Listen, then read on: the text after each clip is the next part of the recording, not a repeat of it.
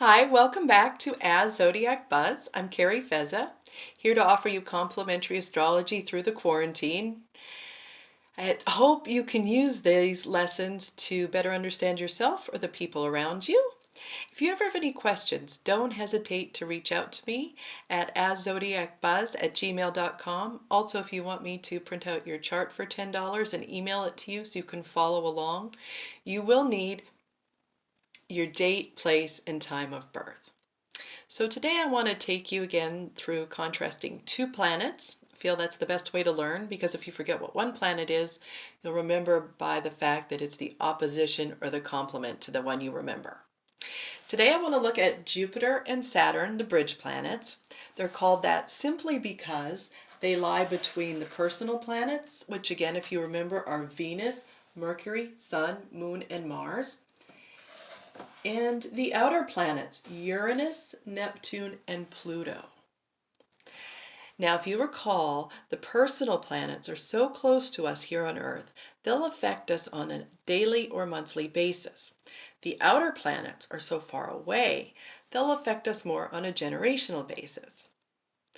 The bridge planets, Jupiter and Saturn, are going to affect us more on a yearly basis. So let's start by taking a look at Jupiter, the next planet in the zodiac. It's considered the greater benefic, Venus the lesser benefic, because it's generally associated with luck and abundance. We get that by remembering that Jupiter is the largest planet in the zodiac, so it magnifies whatever it touches. Jupiter does things big. It's increase, abundance, again, magnification, growth, expansion. It lends itself to optimism. Jupiter is always a good time. It's fun, it's enthusiastic, it's happiness, goodwill, philanthropy, generosity, faith. It rules philosophy, religion, law. Think the expanded mind, universal laws. And where Mercury rules local travel, Jupiter will rule long-distance travel, far-away travel, so foreign people, places, and things. Those are all Jupiter aspects. Worst-case scenario with Jupiter is too much of a good time, overabundance, extravagance, or worst-case addiction. It's sort of a lack of consciousness. Serial killers have a strong Jupiter a lot of times because they don't think that they'll get caught. Jupiter's the risk taker. Therefore, it also rules gambling and speculation. But it generally lends itself to good fortune, goodwill, and success. Now, Jupiter is also associated with good health for those same reasons. But you just might be careful of too much, again, of a good thing, which could be weight gain. Jupiter rules the day of the week, Thursday, associated with the god Thor. In French, it's literally jeudi. Jupiter takes 12 years to go around the zodiac. Divided by 12 signs, it spends approximately 1 year in each sign. This year, Jupiter is in Capricorn, and it just went retrograde last week, so it will remain in Capricorn. Now, by opposition, Saturn rules contraction. It's considered the greater malefic, with Mars being the lesser malefic. That's sort of ancient astrology there. Where Jupiter is expansion, Saturn is contraction. Saturn rules limitations, setbacks, delays, frustrations. It generally is working really hard, slow and low, that is the tempo, to get to the rewards, which is Jupiter. Therefore, when we're young especially, we resist it because Saturn is our rules and regulations and our boundaries. It's our curfews.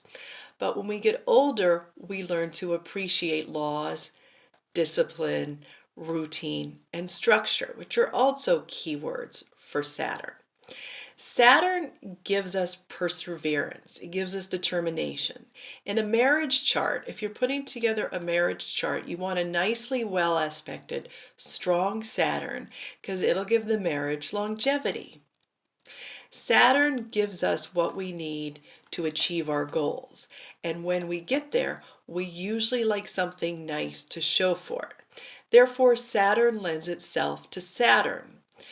People like something nice to show for their hard work. But Saturn is frugal, it's conservative, where it might like a nice house, a nice car, designer clothes or handbags. It's going to be on the conservative side, not ostentatious like Jupiter can be. It's something to show the rewards of hard work and hard effort. Where Jupiter is associated with good health, Saturn can be associated with bad health, in terms more like of depression, anxiety, insecurity, fear, and inhibitions.